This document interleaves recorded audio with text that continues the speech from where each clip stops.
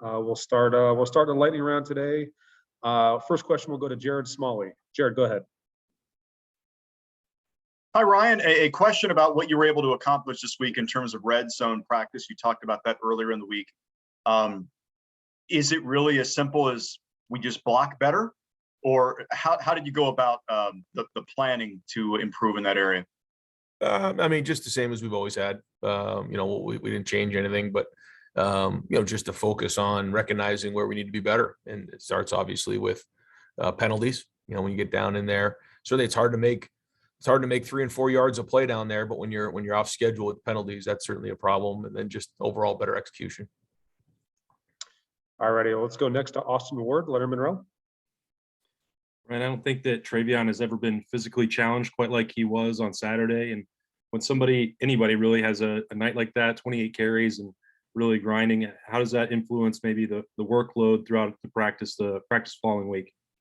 Yeah, it was smart with that type of stuff, but also we saw this coming, and so for this time of year, he hasn't had an inordinate amount of carries, but certainly coming off of 28 and the amount of plays that he played, it's a lot for a running back, a young running back, but he's had a good week of preparation and he's ready to roll. All right, let's go next to Clay Hall, WSYS. Clay. Ryan, Nebraska's 17th nationally total offense, 44th in defense. Is that sort of what you were pointing to when you described them as a very dangerous team? Yeah, and I think they're 27th in scoring defense. I mean, it's a very good defense and offense, very dangerous. And when you look at, taking Michigan State all the way down to the wire, same thing with up north and then Oklahoma. I mean, those are 3 very good teams that these guys have played well. And if a couple things happen one way or the other, they win them. And now you're looking at a 6-3 team. So, this is going to be a big challenge for us. We've got to play well, but this is a good football team. All righty. We'll go next to Nathan Baird, Cleveland.com.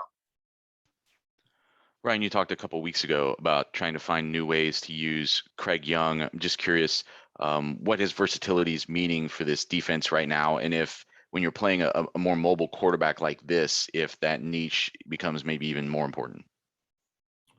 Yeah, anytime you're playing against a quarterback like this, you have to have a good plan. You have to, make sure you're accounting for him. And, Craig has, like you said, shown versatility. He can do multiple things. He's played at linebacker level. He can cover, and he's played, at the safety level. And so anytime you have versatility like that, it gives us a lot of options, and having athletes on the field, against an athletic quarterback is important. All righty, we'll go next to Tim May, who looks like he's on a golf course.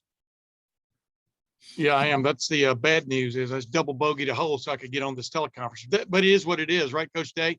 Hey, as you look at this offensive line, Thayer Munford basically pointed out yesterday, they've sort of rededicated themselves after last week's game. What have you seen about them, their focus, or whatever you want to call it this week? Make sure you write down a double bogey too, Tim. Don't put down a par for that hole, please. I get a par for this hole, though. That's what's good about being on here. I think Thayer's done a good job. I think they all have this season, but I know coming off of that game, there's certainly things that they wanted to work on and be cleaner at, and give the running game cleaner alleys to the safety. I thought the protection was solid. And has to continue to be, but they're a talented group, and if we're going to make a run at this thing into November, we got to be able to run the football. That's just the bottom line, and that's a big part of it. And having that balance is critical. And they're a very conscientious group, and they got a lot of pride, and we have some depth in there too. We have some guys we can move around, which is great. Thanks, man. Yep. All righty, we'll go next to Joey Kaufman from the Columbus Dispatch. Ryan, obviously we all got to see Tron Cage's scoop and score on Saturday, but how would you assess kind of his impact week in and week out throughout the season for you guys in the interior? Well, I think Jerron is he's a veteran player. He's somebody who has a mature approach, and I think his teammates respect him when he says something, which he doesn't always say a lot, although he said more recently. I think he's gained more and more leadership skills in the last probably month. But this is somebody that's been through a lot. It didn't all come at once for Duran, but he's worked through tough times. He's become stronger for working through some of that adversity.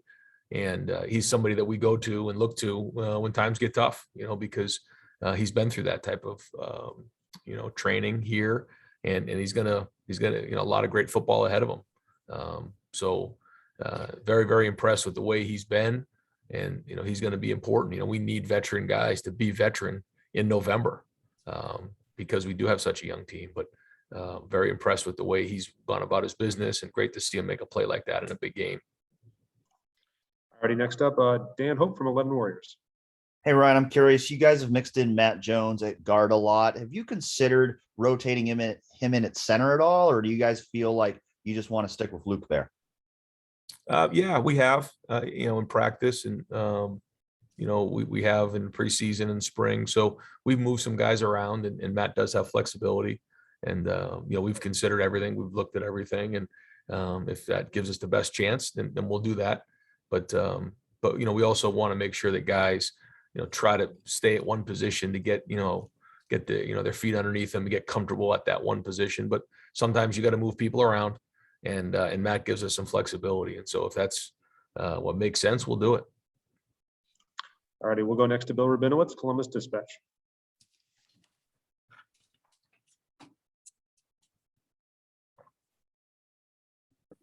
Sorry.